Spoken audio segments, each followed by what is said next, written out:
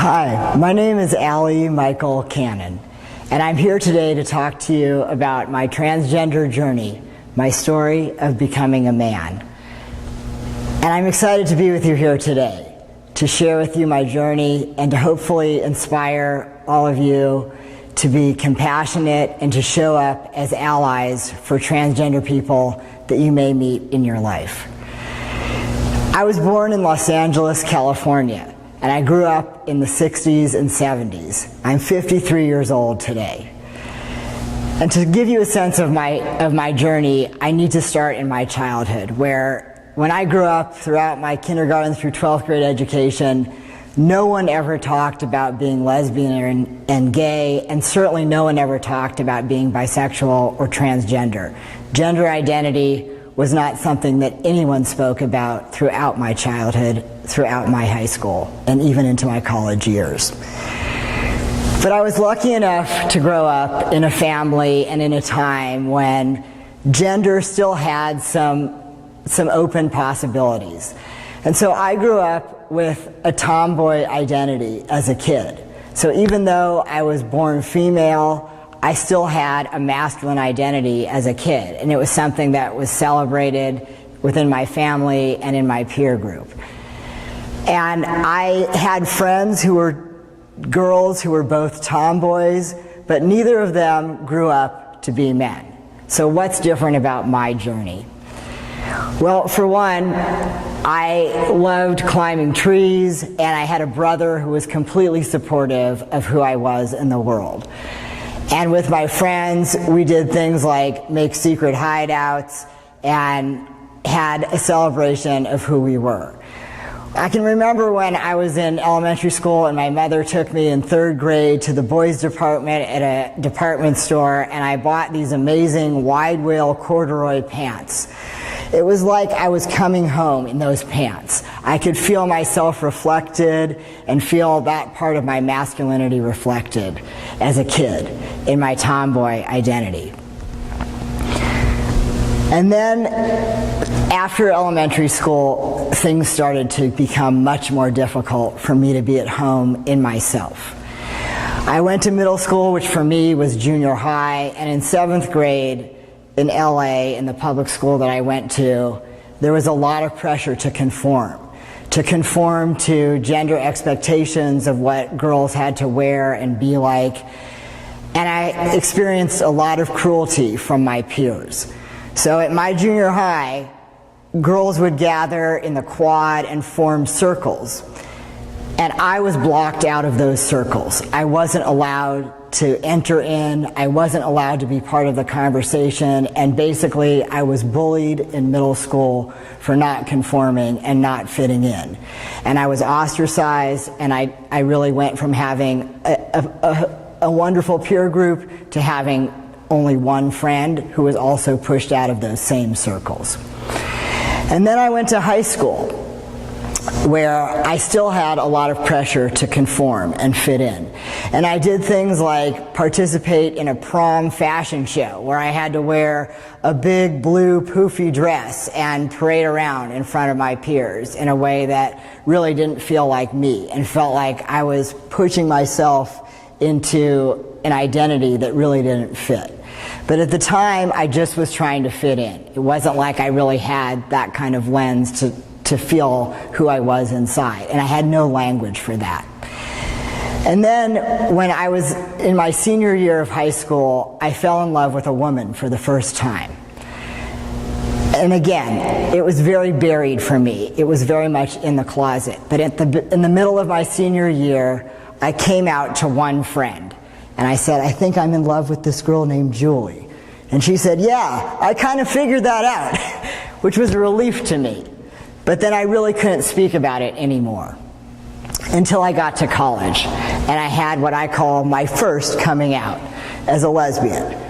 So I went to school at UC Berkeley here in the Bay Area in the early 1980s, and I joined a sorority, which is a Greek institution, which is a large group of women, and it's a place that I felt at home, even in high school. And there I experienced a huge amount of institutionalized homophobia. Basically, I had my first girlfriend, I was in love, I was happy, and after about 6 weeks, I was put on trial for being gay. Over 100 of my peers, all women, even one girl who I'd grown up with, all voted on me. I was charged with behavior unbecoming a member of the sorority that causes embarrassment to the house or chapter members.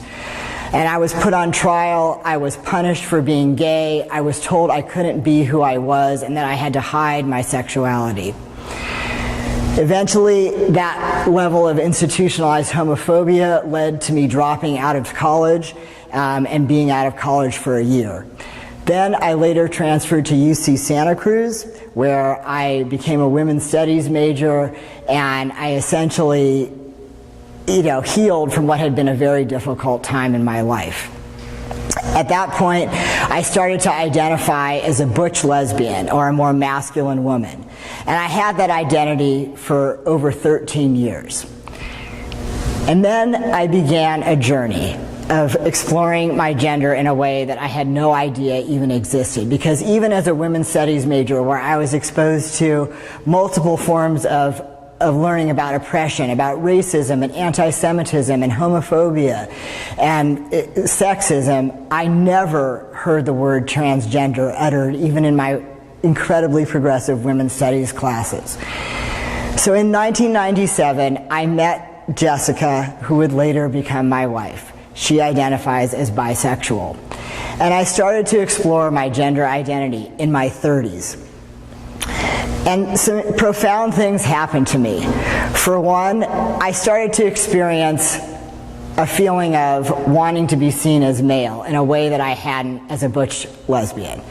So for example, I would go into a grocery store in an anonymous situation, and if I was called sir, that felt really good. That happened to me as a lesbian, but I kind of just would dismiss it as, okay, that person just doesn't really know what a masculine woman looks like. But for me, what started to happen is, if I would get called ma'am, I would have the feeling like I wanted to hide in my pocket, and it just didn't feel right. And so this feeling of my gender coming into question started to happen. And then a really profound thing happened to me. In 1998, I traveled to Israel with Jessica. And I'm Jewish, she's Jewish, and I had to apply for a passport, which I never had as an adult. So I applied for a passport, I gave my female birth certificate, I checked the F box for female or male on the paperwork, and I sent in my headshot. And at the time, I looked really different than I do today. I had kind of a military haircut, a little bit of a crew cut, and I sent it in. And 6 weeks later, my passport came back with an M on it. So basically, someone in the federal government had decided that I was male. And for me, it was kind of a mystical experience. It was like, oh my goodness, this is happening to me. I'm being seen as a man, and I'm starting to question my gender. So I traveled to Israel with a male passport, and I went to many different places, including lesbian spaces, and most of the time I was there for 3 weeks, I was seen as male. We went to a lot of holy sites, Jewish sites in Israel, where they actually have these attendants. They're kind of like gender police, and they decide whether you're male or female as you pass through the security check. And essentially, if they see, because you have to respect Jewish religious law in those spaces, and so if they read you as male, regardless of your religion or your ethnicity or race, they give you a yarmulke, basically a kippah, looks like a small beanie, right? And you have to put that on your head if they decide that you're a man. If they perceive you as female and your legs are exposed, like if you're wearing shorts in the summer, they give you a wraparound garment, like a skirt, to cover your legs, to be respectful and modest. Everywhere we went, I got given the yarmulke. Jessica always got the wraparound skirt. So it was basically, as I said, this profound experience of being there for 3 weeks and being seen as male almost everywhere I went. So when I came back, I realized I have to do something about this. I have to figure out what my gender identity is. So I started going to meetings, called FTM International, Female to Male International, in San Francisco. It was for folks who were identified as female at birth, but were either questioning their gender identity or already living as men. And so for over a year, I got to be around people like myself and figure out how it was I wanted to identify. People started referring to me using male pronouns, which further reflected the gender that I was feeling inside. And it was basically an angst-ridden period. It was basically like going through puberty again and having all this anxiety and internal struggle. And in the end, I decided I wanted to transition and become a man. And so in 2001, I started taking testosterone, male hormones, to have my body match my gender identity inside and have me feel whole. And I've never felt happier than the man that you see standing before you today. I'm a proud father and a husband. In 2001, soon after I started taking hormones, Jessica and I were married. We came out to some of our extended community in our wedding invitation and basically had a big Jewish wedding where we celebrated our love. I'm also a father, and in 2004, my son was born. I'm listed as his dad on his birth certificate, despite not contributing genetic material to his birth. I have changed not only my passport, but my driver's license and my social security card, along with my college records. And so everything about me is legally male, including I also changed my birth certificate, which is allowed in California, to also say that I was born a boy. So there's a lot of things about being transgender that I've had to grapple with. For one, as a male, I have to deal with having white male privilege, which is something I never realized would be the case until I became a man. And I have to recognize that my transgender brothers of color don't have to have a different struggle, having to be stopped by the police as a possibility, being followed in stores in a way that I don't have to worry about.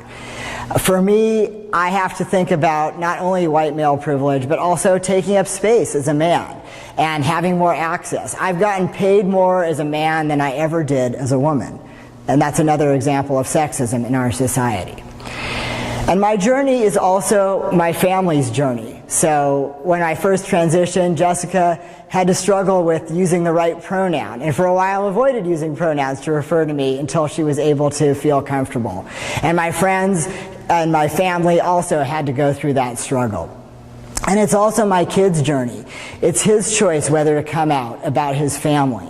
And I'm happy to say that he has embraced me and understands his family and who we are as a queer family, and he's really proud of that. And I'm hoping that by listening to my story here today, you will be inspired to be an ally. Most of you are not going to question your gender, but some of you will.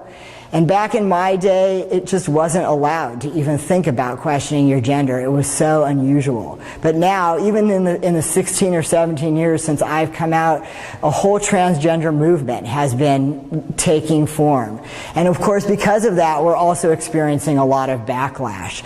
But you can do things like these young LGBT people that I met some years ago created a gender fabulous bathroom at their school and to welcome all genders in a bathroom. That's one step that you could take at your school. And just to be an ally and to reflect back to your peers ways that they might want to feel reflected in their gender identity by using the pronouns that they feel comfortable with, and listening to what their story is, and standing up for people on the margins who are transgender. As I said, my kid has embraced me, as has my family and most of my community. As it says in this sign, this is from going to Pride this year. My kid made his sign on his own. It says, "My mom's bi, my dad's trans, and I'm proud of my family." And I'm proud that my son is proud of who his dad is, and I'm proud to be a transgender man standing before you today, open and authentic in myself. And thank you for listening. And peace to all of you.